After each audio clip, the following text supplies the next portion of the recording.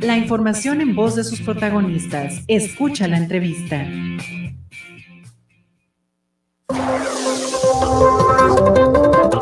Bien, pues es tiempo de irnos con la entrevista. Ya está pues con nosotros aquí en la transmisión el doctor Rubén Ortega Montes, pues quien es experto en temas de seguridad, también tiene su doctorado en cuestión de Derecho. Así es que pues es una persona autorizada para que nos pueda platicar acerca de un tema que nos está extrañando, que en días pasados salió por ahí algo novedoso y de ello vamos a platicar, pero primeramente quiero darle la bienvenida. Doctor, muchísimas gracias por aceptar la invitación y bienvenido.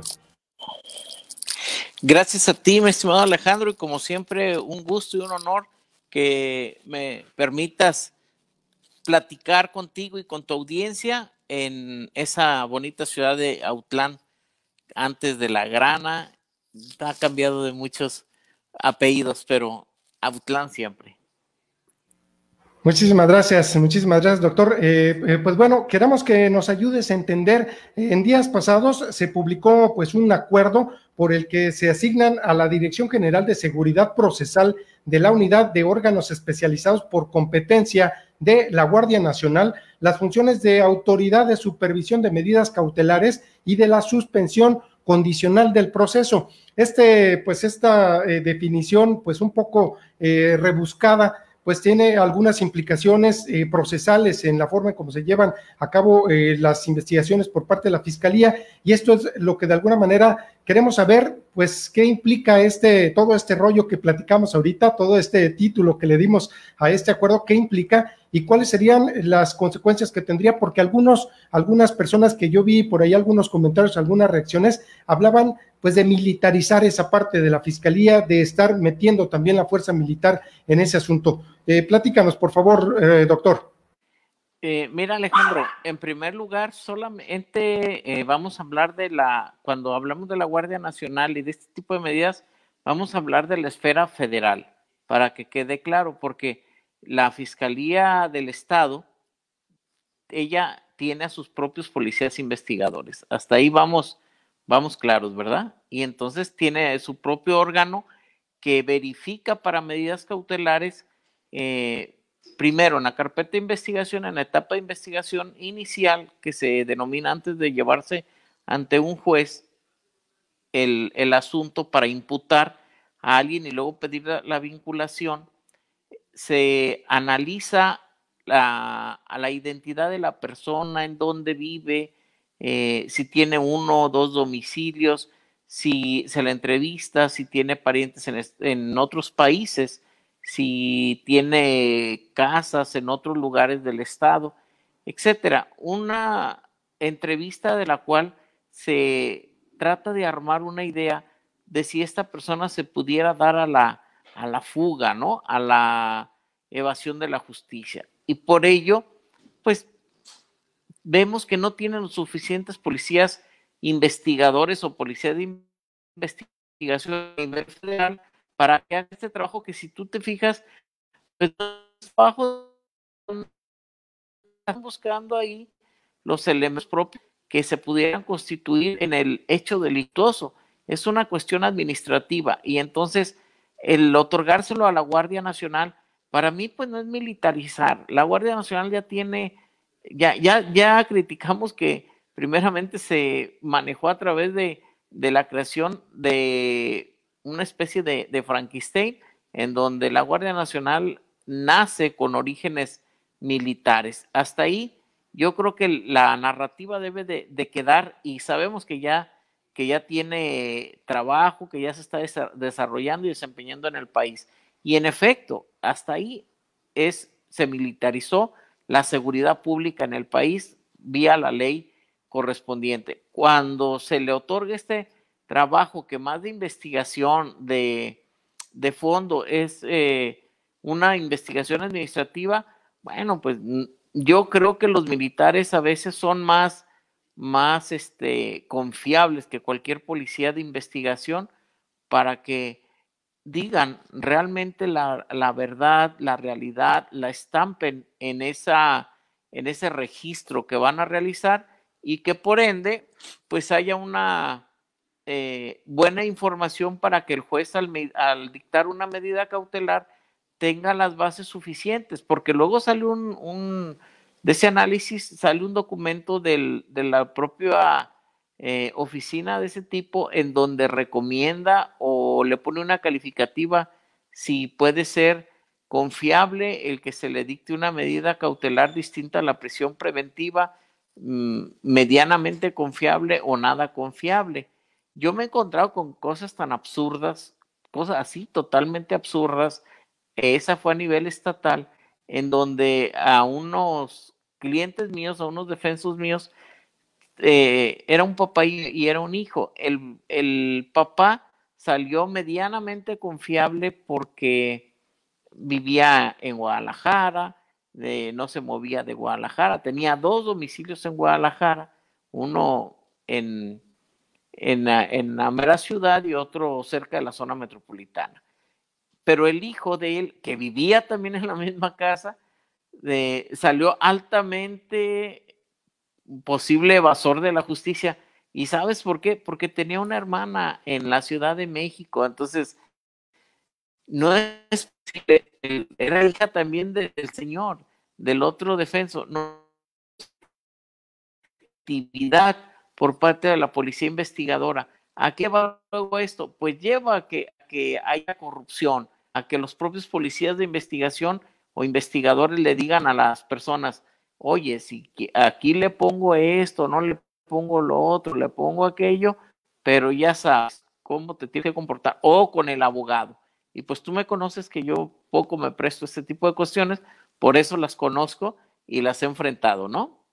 Al dárselo a la Guardia Nacional, a mi punto de vista, ahorita, en este momento, en este gobierno, creo que es la mayor garantía de que se conduzcan con verdad y con mayor seguridad jurídica. Eso es en cuanto al organismo para dictar una medida de seguridad, para una medida cautelar. Luego nos vamos a la suspensión condicional. ¿En qué consiste? Bueno, la suspensión condicional es un procedimiento en donde el ya vinculado a proceso, el ya imputado y vinculado al proceso, o sea, ya ahora sí ya hay un auto de vinculación, un acuerdo de vinculación a proceso muy parecido o equiparable al auto de formal prisión. La persona, en lugar de enfrentar un proceso, solicita que se suspenda en tanto y cuanto llega a un acuerdo con la víctima para reparar el daño y entonces evitar una pena, evitar que se le penalice, y ese acto como tal, ojo, va a quedar a satisfacción de la víctima, pero el Estado no cumplió con la penalización y entonces no habrá una ejemplaridad. De hecho, el gobernador ayer aplaudió, dice que 911 casos en lo que va del año los resolvieron por esta solución de medios alternativos, de solución de conflictos, ¿no? Pero que si tú divides 911 en 10 meses, pues te da 90 casos, 91, y que si los divides estos 90 casos en el mes, los divides entre agencias del Ministerio Público, pues no te da ni una siquiera, ni uno por mes, ni uno por agencia del Ministerio Público en Jalisco. O sea, que se aplaudió solo, pero atenta contra la inteligencia de nosotros como ciudadanos, como gobernados, y no solamente con quienes nos dedicamos a la investigación del derecho penal, procesal penal, penitenciario, sino contra la gente, las personas en la calle, las de a pie, así como nos muestra, esa alegoría nada más, ¿no? Nos muestra una foto en donde él ve semivacía la ciudad, alentándose solo por sus medidas preventivas sanitarias, y la realidad nos muestra el vaso casi lleno.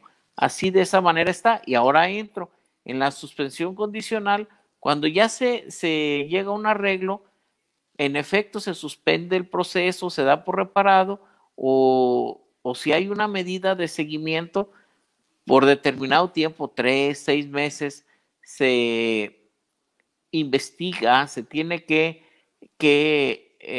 de alguna manera vigilar, más que investigar es vigilar cómo se está comportando el ciudadano que ha suspendido ese procedimiento. Y entonces si en 6 meses ese ciudadano no comete faltas administrativas, no comete más delitos, no se le arrima a la víctima, no la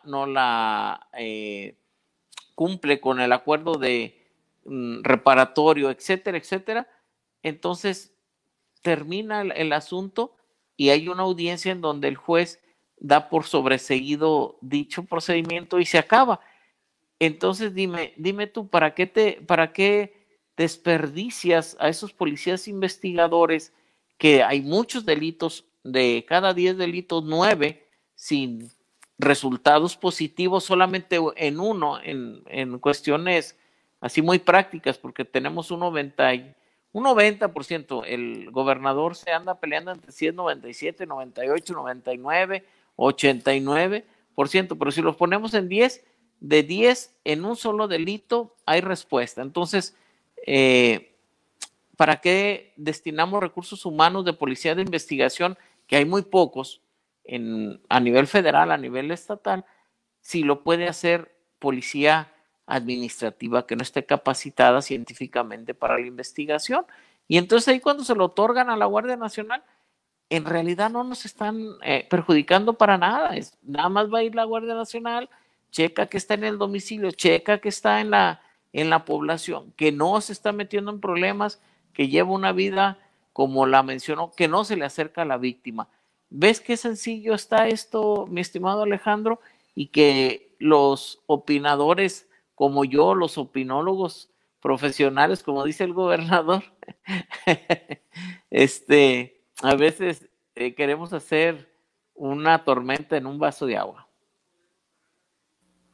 Correcto, doctor, pues te agradecemos muchísimo, porque la verdad es que eso nos clarifica mucho también el tema y pues nos hace verlo también en otra perspectiva, porque sí, de repente se sienten calambritos al escuchar el término Guardia Nacional, ya que, como lo habíamos considerado y como lo habíamos platicado en su momento, también Frankenstein que se creó combinado entre la militar, entre lo civil, entre la Policía Federal, pues la verdad es que sí, de repente nos hace ruido, ¿no? Y es importante tener la opinión de un experto como Muchas gracias, Alejandro, por la confianza. Y sí, ese Frankenstein denominado híbrido, todos estos órganos híbridos que nos han ido creando los estados, el estado de Jalisco, ya casi independiente, y el estado nacional, el mexicano, pues no nos hace otra cosa sino que todo se complique. Mira, ahí está el Consejo de la Judicatura, es un órgano híbrido, que hay gente del Ejecutivo,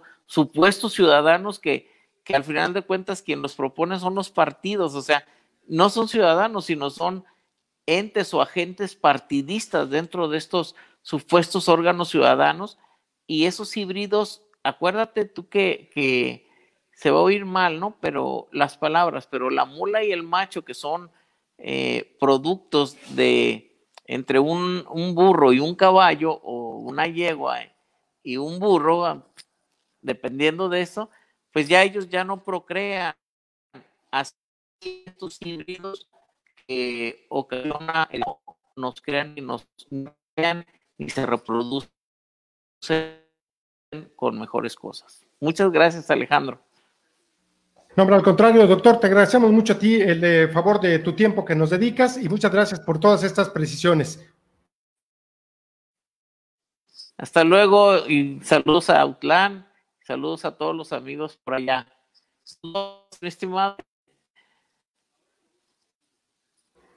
Bien, pues muchísimas gracias al doctor Rubén Ortega. Ya lo escucharon ustedes, pues ya haciendo esta precisión, que bien vale la pena también dejarlo por ahí también, para que el agente del auditorio pues pueda entender también este decreto, que también por ahí, como lo mencionábamos, algunas gentes que conocen también de este tema, pues hablaban acerca de la militarización también de esta parte de los procesos que lleva a cabo la Fiscalía. Nos vamos a la pausa y regresamos para comentar, para darle algunos de los comentarios que ustedes nos dejan, compartirles un par de notas más que tenemos todavía en el tintero. Volvamos después del corte. Sigue en sintonía de Unir Noticias, informativo matutino.